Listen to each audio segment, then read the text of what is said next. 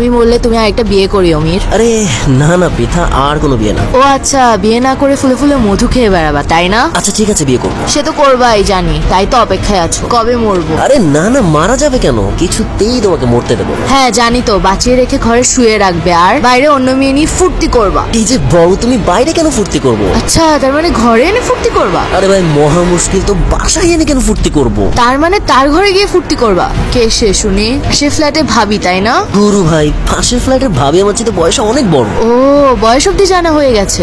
আরে আমি জানতে চাইনি, তুমি আমাকে বলেছেন। কবে বললো? তুমি গিয়েছিলে ওর ফ্ল্যাটে? আরে না আমি যাইনি, ওনার ওই যে মোবাইল কাজ করতেছিল না, তো আমাকে ডাকছিল আর কি, একটু ঠিক করে দেওয়ার জন্য। That's it. ও আচ্ছা, যখন ভাই নেই তখন গিয়েছিলাম।